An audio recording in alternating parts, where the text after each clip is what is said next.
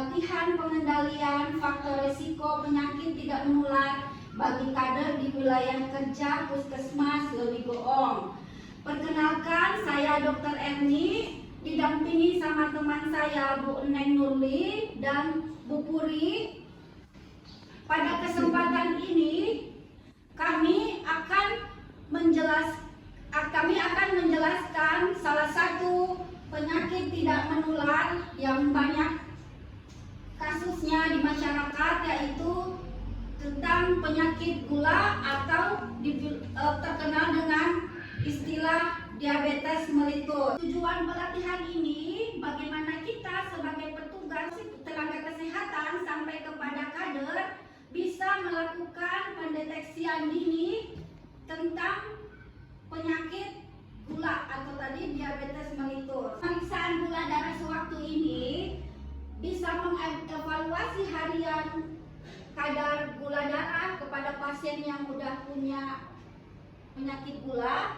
Bisa juga dilakukan untuk pasien yang curiga akan adanya penyakit gula, yaitu ada tanda sering kencing, ada tanda sering makan, ada tanda sering minum, tapi berat badannya malah menurun dan ada lemas.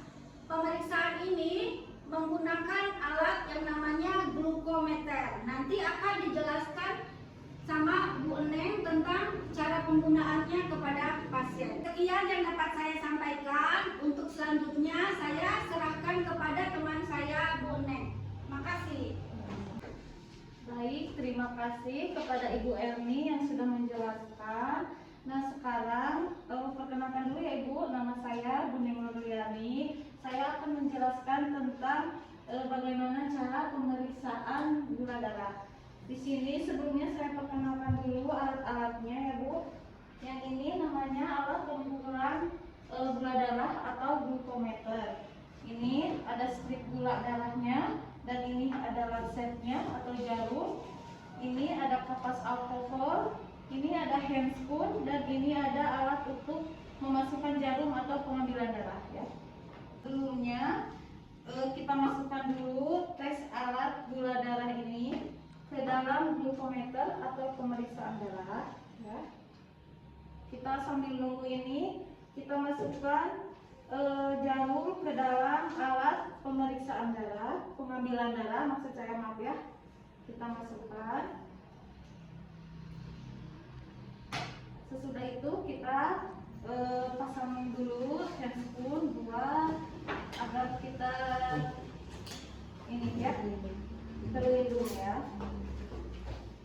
Nah, untuk cara memeriksa gula darah kita praktekkan kepada pasien kita. Pak Renaldi, mohon di sebelah sini. Kita langsung aja mempraktekkan cara pemeriksaan gula darah.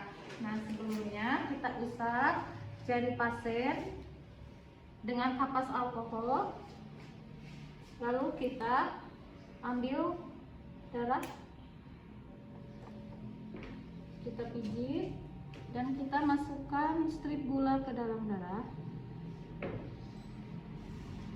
Lalu kita simpan dan kita tekan ini. Dan ini untuk hasil pemeriksaan gula darah Pak Renaldi ya. Terima kasih Bapak ya, sekarang sudah diperiksa. Nah, sekian dari saya untuk pemeriksaan dan praktek cara memeriksakan tes gula darah. Saya akan kembalikan kepada teman saya untuk mempraktekkan, untuk membaca hasil dan sekaligus penutupan pemeriksaan gula darah. Silakan. Bismillahirrahmanirrahim. Assalamualaikum warahmatullahi wabarakatuh. Perkenalkan Ibu Kader dan tamu undangan, nama saya Puri. Saya kali ini akan menjelaskan tentang hasil pemeriksaan gula darah tadi yang sudah dijelaskan oleh rekan saya. Jadi di sini ada tabel, 3 tabel. Ada kriteria, ada hasil gula darah. Kita pakai yang sewaktu ya, karena tadi pemeriksaannya sewaktu. Jika lebih dari 200 maka disebut dengan diabetes. Jika dari 140 sampai 199 hasilnya adalah prediabetes. Dan jika kurang dari 100 maka hasilnya adalah pasien kita itu hasilnya 113. Berarti kurang lebih ada di garis normal ya, masih di tahap hijau. Ibu-ibu kader nanti ke depannya harus tahu dan harus hafal di luar kepala. Kalau sudah memeriksa gula darah, langsung misalkan keluar hasilnya nih 200, apa yang harus dilakukan? Yang pertama yang harus dilakukan adalah merujuk ke puskesmas agar diobati oleh puskesmas setempat. Selanjutnya adalah pengobatan diabetes. Ini perlu diketahui kader karena sangat penting. Jadi nanti kalau ibu-ibu kader udah meriksa nih kadar gula darah, terus pasiennya nanya, kalau saya diabetes gimana? Ini cara pengobatannya. Yang pertama, pengobatan diabetes nanti akan diobati oleh dokter dan disesuaikan dengan jenis diabetes yang dialami. Bisa dengan insulin atau obat-obatan. Nah, ini mungkin yang harus disampaikan ke pasien. Yang pertama adalah pentingnya cara menerapkan pola makan sehat. Kedua adalah rutin melakukan aktivitas fisik. Aktivitas fisik harus dilakukan selama 30 menit dalam sehari untuk mencegah tingkat keparahan diabetes. Sekian dari saya untuk paparannya. Kita akan masuk ke sesi evaluasi. Sebelum penutupan mungkin akan saya evaluasi dulu ya ibu-ibu kadernya. Ibu dengan ibu siapa namanya? Nama saya Dewi. Ibu Dewi dari Posyandu mana? Dari Posyandu Melati. Dari Posyandu Melati. Ibu tadi kan sudah memahami cara pengukuran gula darah. Boleh dipraktekkan kembali cara mengukurnya, langkah-langkahnya apa saja?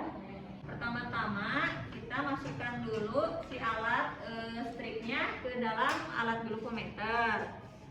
Kemudian setelah itu kita buka alat untuk pengambil darahnya, lalu masukkan jarumnya ke dalam. Kemudian ditutup kembali. Setelah itu usap, memakai dulu sarung tangan. Setelah itu kemudian usap jari yang akan diperiksa dengan kapas alkohol. Kemudian kemudian tekan jarum, kemudian tekan alat pengambil darahnya. Setelah itu darah yang keluar dimasukkan ke dalam strip pemeriksaan gula darah. Kemudian tunggu hasilnya. Tadi kalau hasilnya normal, hasil gula darahnya berapa, Bu? Kalau gula darahnya kurang dari 100 itu masuknya kategori normal. Kalau misalkan dari 140 sampai 199 maka dikatakan prediabetes. Kalau misalkan lebih dari 200 itu masuknya udah diabetes. Terus satu lagi, cara penanganan pasien dengan diabetes yang harus disampaikan apa?